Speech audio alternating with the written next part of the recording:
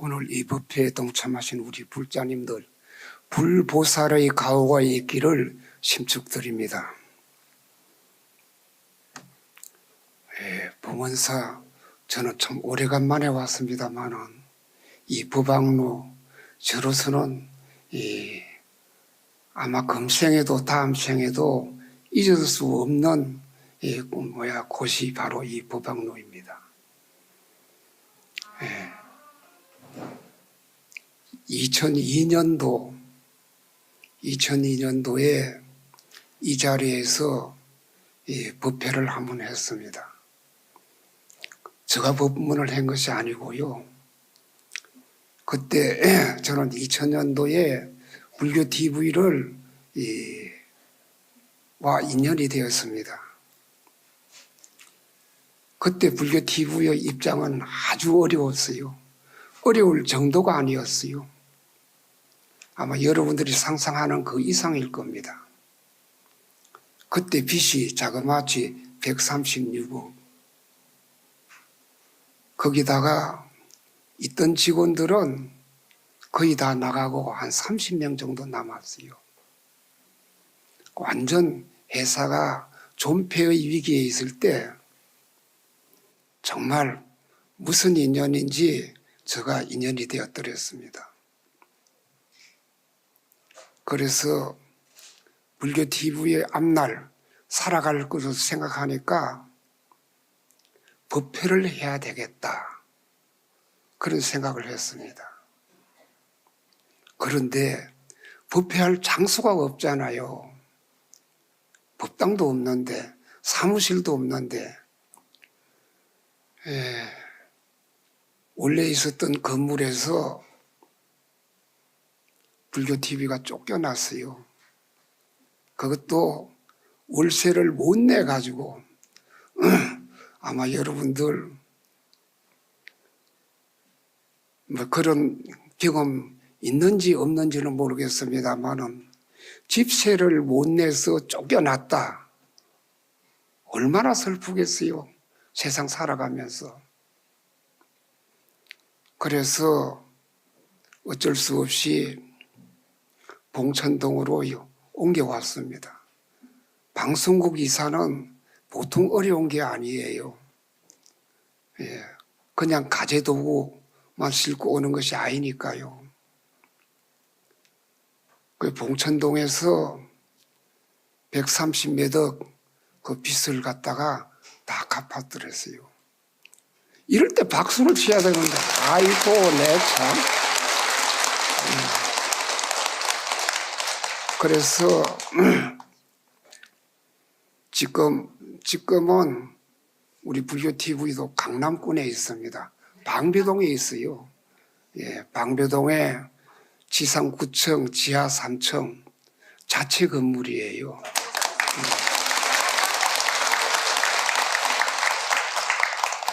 그만큼 하기까지 저는 뒤에서 가만 보고만 있습니다. 솔직히. 그런데 우리 지금 사장님이 보살이에요. 이름만 보살이 아니고 실제 하는 행동 자체가 보살이에요. 그분이 억척같이 한 덕분에 지금은 아주 안정적으로 불교 TV가 운영되고 있는데 그 시발점이 바로 이 자리예요.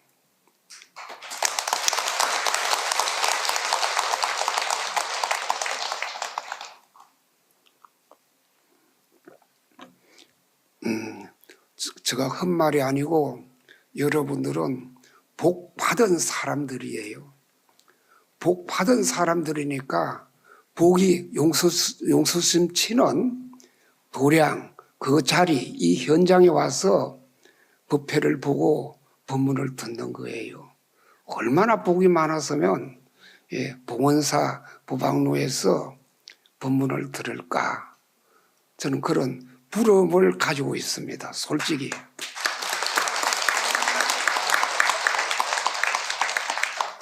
성화 스님께서 법문을 하시면서 이 복판에 이래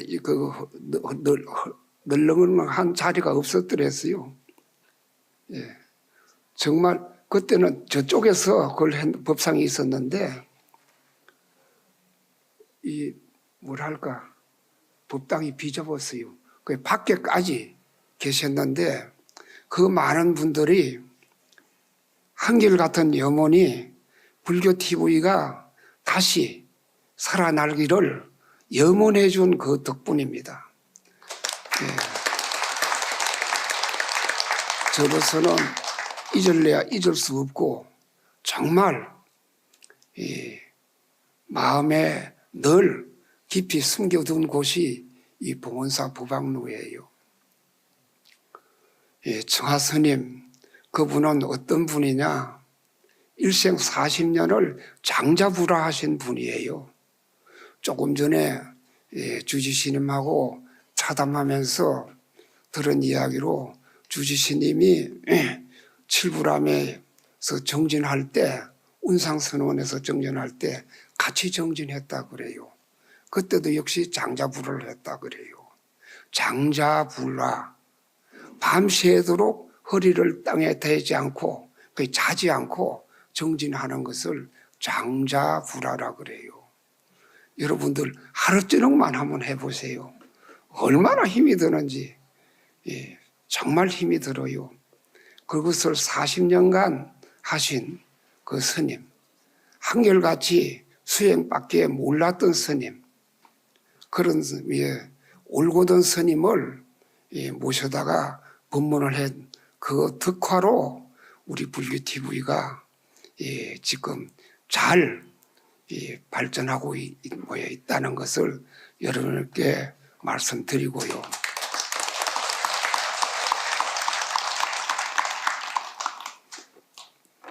오늘 실제 법문을 뭘 할까 생각하다가 며칠 전 꿈에 하루저녁 내게 꿈을 꿨어요.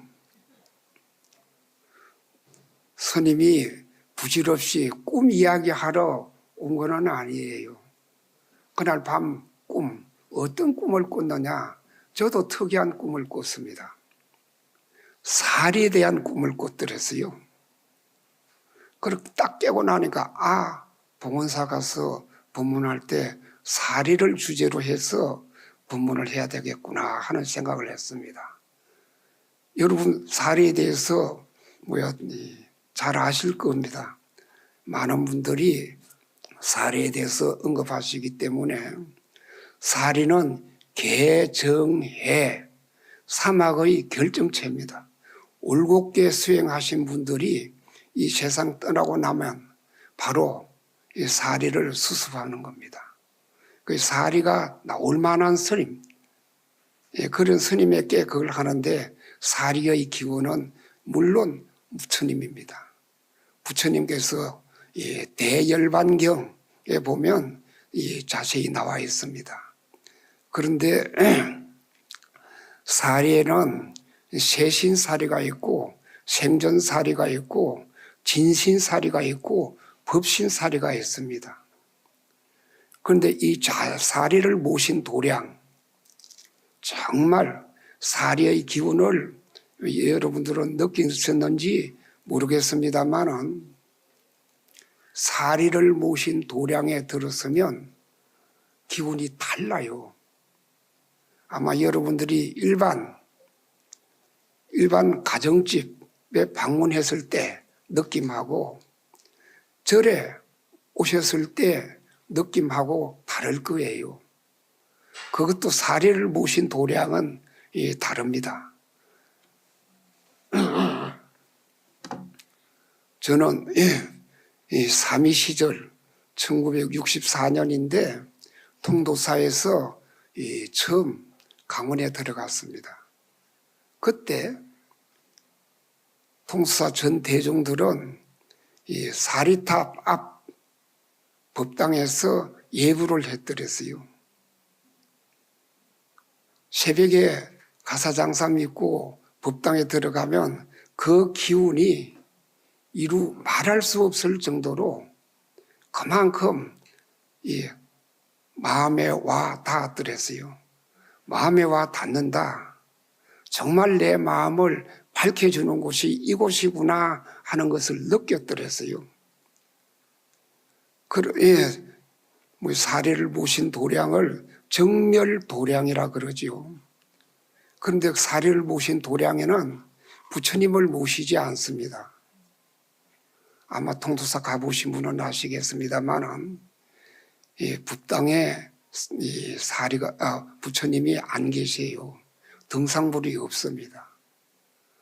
아마 오대산 정멸보궁도 그럴 거예요. 그리고 우리나라에 최초로 사리를 모셔온 곳이 어디냐? 선산도리사예요. 아도 스님이 우리나라에 처음 오실 때 아도 스님께서 사리를 모시고 왔어요. 그 도리사도 역시 이 사리를 모신 곳과 법당 밑에는 이 부처님을 등상부를 모시지 않았습니다. 그런데 부처님 등상부를 모시지 않아도 그 사리의 기운만 하더라도 역시 정멸보궁이구나. 여러분들 봉헌사 오실 때 틀림없이 그런 기운 느끼셨을 겁니다. 물론 느끼지 않으신 분도 계시겠습니다만은 그런 사리를 모시기 때문에 그런 것을 느끼는데 이 사리는 부처님께서 이 세상 떠나시고 얼마나 나왔느냐? 팔국사각 그렇게 많이 나오셨어요. 그런데 지금 숫자로 그것이 얼마인지 그 헤아릴 수는 없습니다. 그런데 그것을 갖다가 그때 인도의 부족국가 8개국에서 나누었다 그래요. 그래서 각 나라에 탑을 모셨는데 그런데 이 아사세라는 왕이 인도 천하를 다 그걸 하고 통일을 하고는 각 나라에 있었던 그 사리탑 7곳을 다 헐어가지고 인도 전역에다가 부처님 사리탑을 조성을 했다고 합니다. 왜 했느냐? 아세사 왕이 인도를 통일할 때 수많은 병력, 수많은 사람들이 이 세상을 떠났기 때문에 그 원혼을 달래주려고 그 불사를 했답니다. 그런데 딱 한 군데 절은 이 탑을 헐지를 안 했는데 왜 안 헐었느냐? 아세사 왕이 보아하니까 그 탑에 천신들이 공양하는 모습을 보고는 그 탑만큼은 헐지를 안 했다고 그래요. 이 사리에게는 정말 불가사의한 그런 것이 많습니다. 우리 흔히 요즘은 모든 것이 과학을 기준을 삼아서 이야기를 합니다만은 그러나 이것은 그런 것 가지고는 과학 가지고는 예측할 수 없는 그런 부분이에요. 제가 사람이 시원찮아서 감기가 들어가지고 목소리가 오늘 여기서 하니까 더 걸걸해서 여러분 듣기가 힘들 겁니다.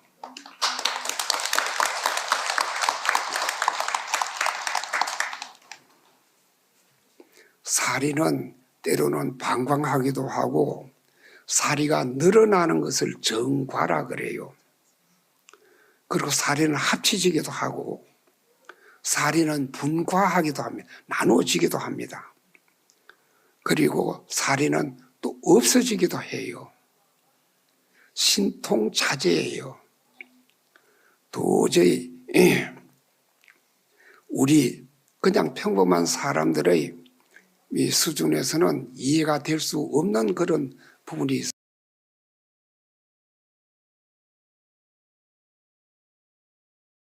생각으로는 도저히 갈 수 없다. 제가 처음 대만에 갔을 때 어느 처사님이 같이 바람 쐬러 나가자 그러더라고요. 그래서 같이 나갔더니 마침 비운이 절이었어요. 그런데 나무절에 가면 법당에 참배하는 것은 이 순서니까 법당에 가서 참배를 하는데 보아하니까 사리함이 있더라고요. 그곳은 우리나라하고 습관이 달라가지고 사리를 부처님 앞에 바로 사리탑, 조그만한 사리탑이 아니고 사리함으로 모시는 그런 풍속이 있습니다. 그래서 그걸 열어봤어요. 정말 무엄하게도 나무절에 가서 사리함을 열어봤어요. 그러니까 그 절 주지가 깜짝 놀래요. 어떻게 사리함을 열어보느냐. 그래서 제가 그랬어요. 이 사리 몇 과라고. 사리는 한 알, 두 알 이렇게 헤아리 줄 않습니다. 한 과, 두 과, 몇 과 이렇게 가라는데 사리 몇 과네요 하고 이야기를 했더니 그렇게 불같이 화를 내던 스님이 갑자기 한국에서 온 스님이 사리 정과한 것을, 정과라는 것은 사리가 늘어났다는 뜻이에요.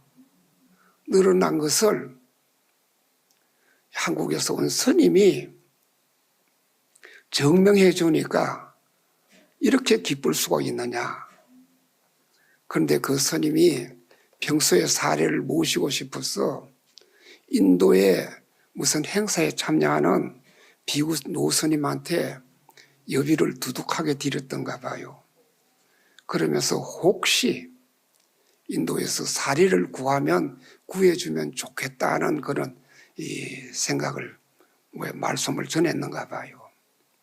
그런데 그 스님이 인도에서 마침 사리를 구해왔답니다. 그 사리 모신 것이 늘어나가지고 제가 몇 과라고 이야기했을 때 비구니 스님, 그 주지 스님은 그렇게 기뻐하더라고요. 그런데 살아있는 스님에게도 사리가 나올 수 있습니다. 수월 스님이라고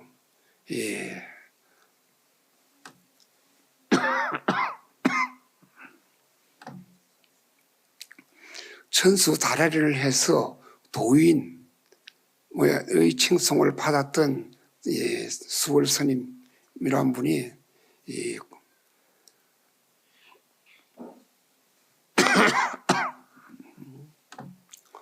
군의 압곡사에서 계셨는데 이 눈에서 사리가 9차례나 나왔다 그래요. 64가나 나왔답니다. 전부 다. 눈에서. 그런데 한 번도 눈이 불편하다는 생각을 안 했답니다. 그런데 사리가 나왔대요. 그게 생사리라 그러죠. 살아 계시는 분의 사리. 그리고 제가 아는 스님은 입에서 사리가 나왔어요. 그 스님은 지금 살아 계시니까 본명은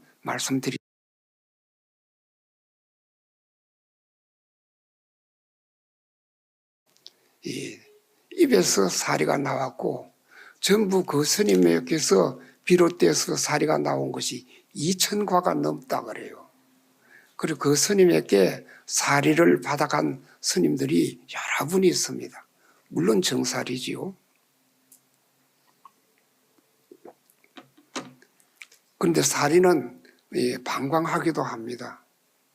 방광, 삐틀 놓는다. 서상의 삐틀 놓는다.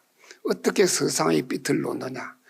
아주 밝고 누구나 보면 업장이 녹아지는 그런 서상의 삐틀 놓기도 합니다.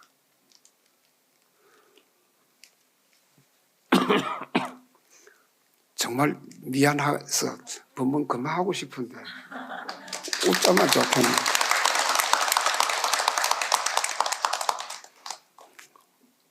그런데 우리나라에 사리가 들어온 것은 아도 스님이 처음 사리를 모시고 그 다음에 자장 스님이 중국 태화지에서 문수보살에게서 받은 이 사리.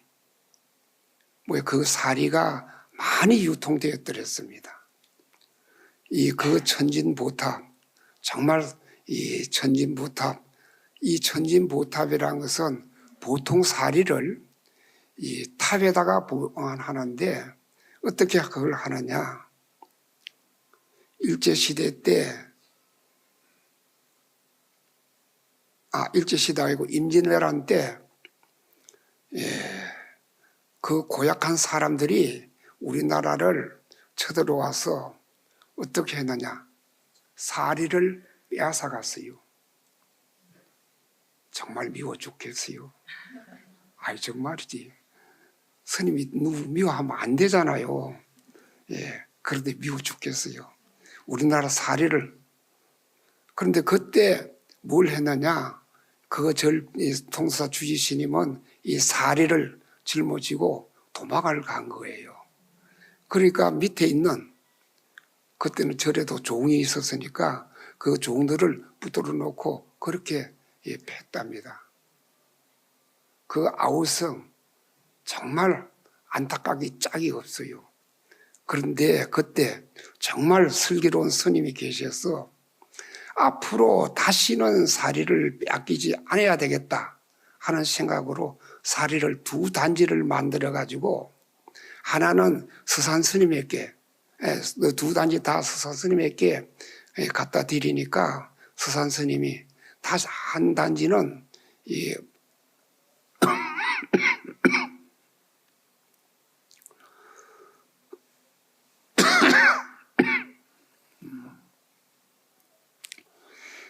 다시 돌려보내고 하나는 태백산으로 보냈답니다.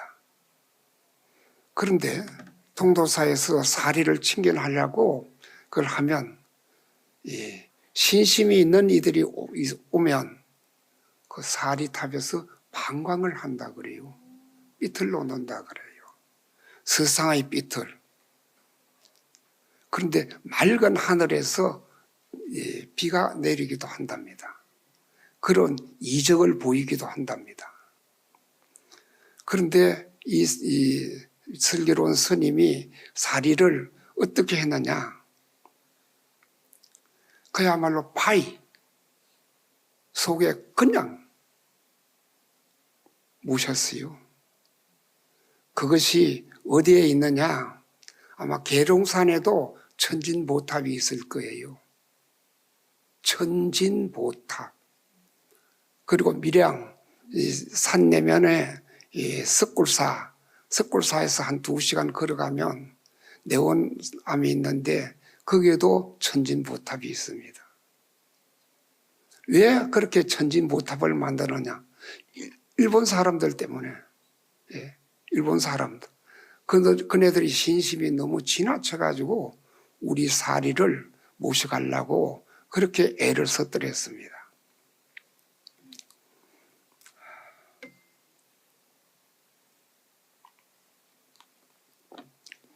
그런데 스님들이 수행하시다가 세상을 떠나면서 어떻게 그걸 하느냐? 사리가 나오실 만한 스님에게는 사후 사리를 수습하기 위해서 오방 땅을 한 1m 정도 파가지고 단지를 5개를 만들어서 물을 반틈 넣어가지고 위에는 장호지를 덮어가지고 묻어 놓습니다. 그리고 그 위에다가 화장을 해요. 여러분들 이해가 안 되지요? 그런데 그리고 나면 화장을 하고 나면 그걸 답이라 그러죠. 답이를 하고 나면 항아리에 사리가 있습니다. 그것을 갖다가 사후사리 수습하는 방법 중에 하나예요. 그런데 이 천진보탑에서 제가 통도사에 있을 때 노스님한테서 들은 이야기로 통도사에 큰 불사를 할 때는 어떻게 하느냐? 통도사 대중들 가운데 제일 청정한 스님 2분을 모셔다가 한 분은 통도사에서 한 분은 석구사 내원암에서 기도를 시작한답니다. 기도 입제일은 그 시작하는 날은 똑같이 하는데 해양날은 정해지지를 않았어요. 왜 정해지지 않았느냐? 통도사에서의 사리의 그 방광이 이 석굴사에서 그 천진보탑에 있는 이 방광이 서로 닿았을 때 그날이 해양하는 날이라고 합니다. 그러고 나면 뭘 하느냐? 불사를 해요. 절의 불사, 그냥 된 것이 아니에요. 정말 신심과 원력으로 이루어진 것이 이 절불사예요.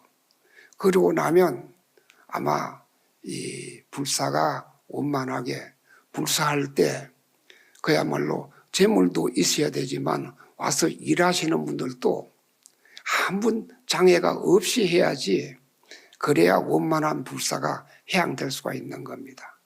그만큼 이 사리의 위실력은 대단한 거예요. 여러분들 혹시 신심이 나시면 사리탑 앞에서 기도를 바짝 한번 해보십시오. 아, 금생에 내가 사리탑 앞에서 기도를 한번 해보면 하는 원력을 가지고 기도를 하면 아마 기도의 감흥이 다를 거예요.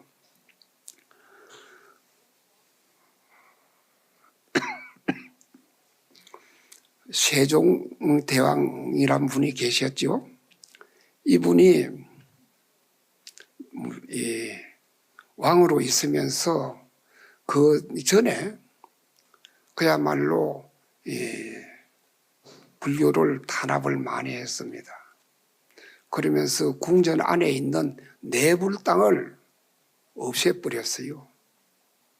그런데 세종이 그 내불당을 다시 복원해가지고 복원하려고 그러니까 그 유생들이, 철딱선이 없는 유생들이 정말 서푼치 안 되는 그 지식 가지고 행사를 하면서 얼마나 반대를 했겠어요. 그러나 세종으로서는 당신이 아끼고 사랑했던 소현왕후, 세상을 떠나고 나니까 그 소현왕후의 전도를 위해서는 꼭 내불당을 다시 건립을 해야 되겠다는 생각을 했답니다. 이거는 기록에 나와 있는 이야기예요. 그래서 내불당을 건립해가지고 뭘 했느냐? 그날 그 해양하면서 그때 모인 분들한테 뭘 했느냐면 다들 이 기운을 가지고 부처님 사리를 모셨으면 좋겠다. 그래서 그때 모인 대중 640명이라 그래요. 그분들이 한결같이 밤새 정진을 했답니다. 그런데 밤 12시가 되니까 탁자 위에 쟁반에서 땅그랑 하고 사리 두가가 왔답니다. 정말 사리는 불가사의예요. 어떻게 그렇게 사리가 올 수가 있는가? 우리의 신심, 우리의 원력은 한도 없고 끝도 없는 겁니다. 우리들의 마음자리에 있는 근본 불성, 우리가 지금 그걸 찾으려고 다들 애를 씁니다마는 그 불성, 그러나 우리가 못 찾아 그렇지 있듯이 분명히 존재하듯이 우리 몸에는 틀림없이 법신사리가 있습니다. 칠부람에 계셨던 대언스님, 그 은사스님께서 대언스님을 부르다가 뭘 했느냐? 조선 말기니까 불교가 아주 쇠퇴했을 때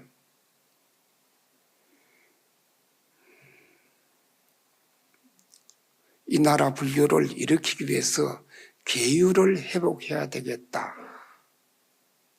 그런 뜻에서 부처님 앞에서 향을 하나 꽂아놓고 기도를 했답니다. 그런데 그 향의 물 갖다가 방광하는 향이 오는 것을 서향이라고 불러요. 서향의 기운이 대언스님의 은사한테 오는 것이 아니라 상자에게 온 거야. 대언에게 온 거예요.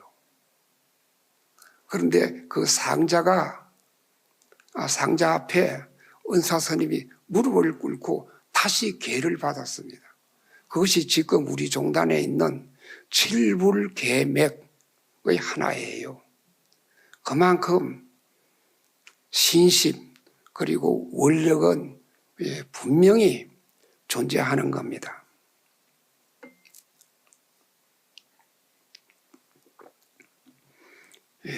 저는 무슨 일을 할 때마다 사리를 꿈에 보는데 정말 사리를 꿈에 여러 차례 봤더랬어요. 그럴 때마다 저 생각 밖의 일이 좋은 일이 일어나요. 기쁜 일이 일어나요.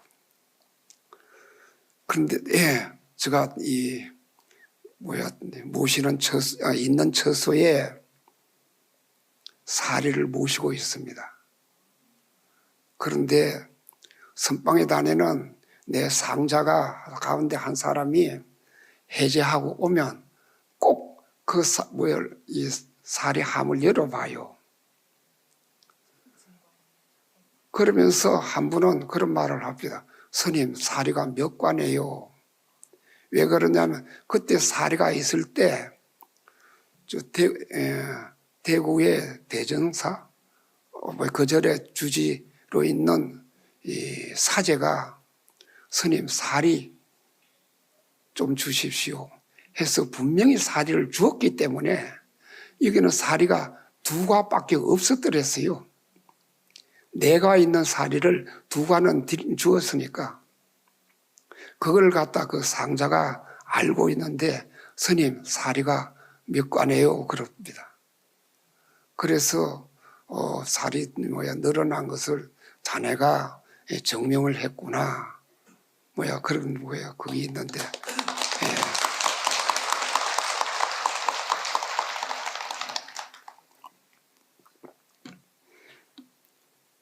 저 사무실에도 사례를 모시고 있습니다. 그런데 평소에 정말 올곧게 수행하는 불자님이 한 분 계셨더랬어요. 그래서 그분에게 사리를 드렸습니다. 처음에 안 받으려고 그래요. 그러더니 사리를 받아가지고 그분이 아마 집이 2층인가 봐요.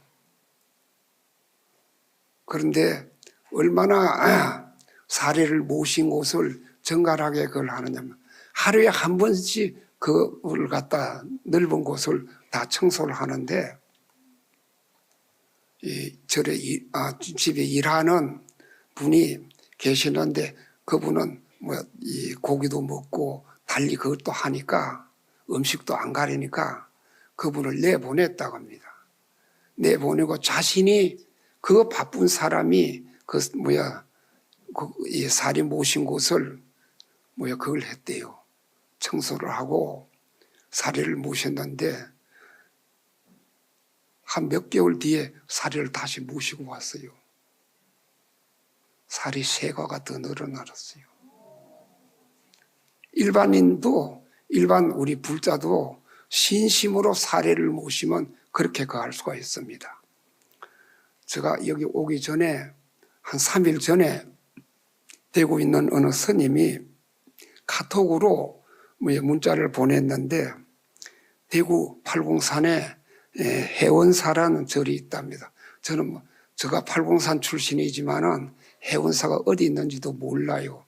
아마 조그마한 절에 다니는 그런 불자인 것 같은데 이 불자가 뭘 하느냐 매일 이 독경을 한답니다. 경전을 독경을 한다고 그래요. 그런데 어느 날 사리가 툭 하고 책 위에 떨어지더랍니다. 자그마치 살이 6과가 떨어졌다고 그래요. 불자로서도 얼마든지 신심으로 원력으로 하면 사례가 올 수가 있는 겁니다. 그런데 살이 방광하다가 하나 빼먹은 것이 있는데 이 이야기는 마지막 하고 가야겠는데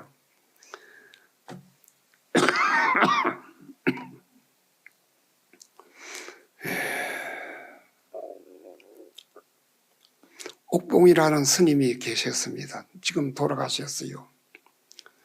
비구니 스님이에요. 이 스님은 대그림을 잘 그려요. 정말 대그림을 잘 그리시는데 이 스님이 이렇게 직접 들은 이야기입니다.